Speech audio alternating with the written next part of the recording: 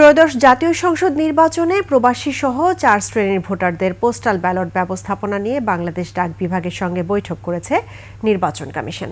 সোমবার সকাল 11টার পর রাজধানীর আগারগাঁয়ে নির্বাচন ভবনের সম্মেলন কক্ষে এই বৈঠক শুরু হয়। এতে সভাপতিত্ব করেন প্রধান নির্বাচন কমিশনার এএমএম নাসির উদ্দিন।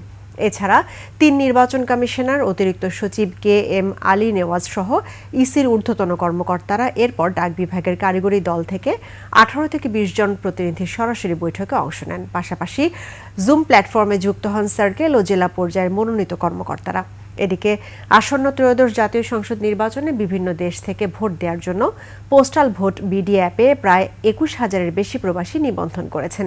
নির্দিষ্ট সময়ে সংশ্লিষ্ট প্রবাসীদের ঠিকানায় ব্যালট পেপার পাঠিয়ে দেবে নির্বাচন কমিশন। সোমবার সকালে ইসির ওয়েবসাইটে এ তথ্য জানানো হয়।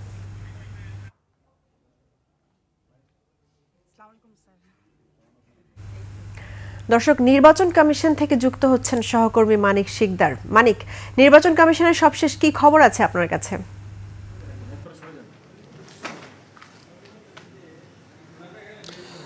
রাহি, যেটা আজকে সকালে ডাক বিভাগের কিছু কর্মকর্তারা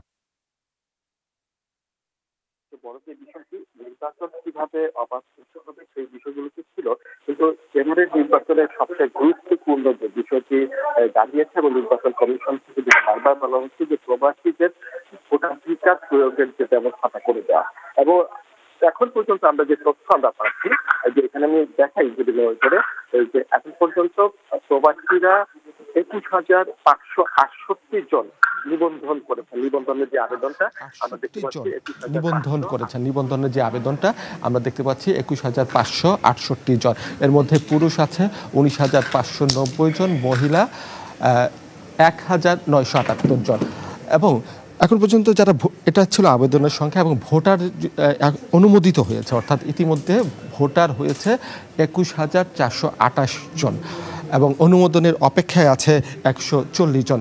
আপনি যদি মনিটরটা আবার দেখায় যে দক্ষিণ কোরিয়া, জাপান, দক্ষিণ আফ্রিকা, চীন, অস্ট্রেলিয়া, মিশর, মোজাম্বিক, লিবিয়া, যুক্তরাষ্ট্র, মরিশাস সহ আসলে প্রায় 150 দেশের যে নাগরিক যারা আছেন, বিশেষ করে প্রবাসী বাংলাদেশি যারা আছেন, তারা এবার ভোটে অংশ নিতে পারছেন। সিসি যেটা বলেছেন এবং বারবার যেটা আগেও বলেছেন যে প্রবাসীদের ভোটাধিকার যে করতে, তারা যেন ভোট প্রয়োগ করতে পারে, এটা নিয়ে আসলে সোচ্চার। তবে একটি বিষয়, যাদের এনআইডি আছে তারাই কেবল আসলে ভোট দিতে পারবেন এবং বৈধ কাগজপত্র যাদের আছে তাদের ভোট দিতে পারবেন।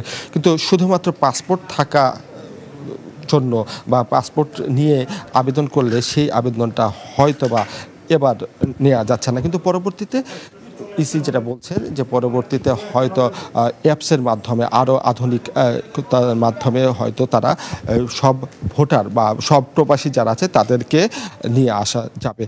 তো এই ছিল আমার কাছে এখানে থাকা সর্বশেষ তথ্য। ফিরে যাচ্ছি স্টুডিওতে। রাহি, নির্বাচন কমিশনের এটা অবশ্যই একটা যুগান্তকারী উদ্যোগ। মানিক, আপনাকে ধন্যবাদ।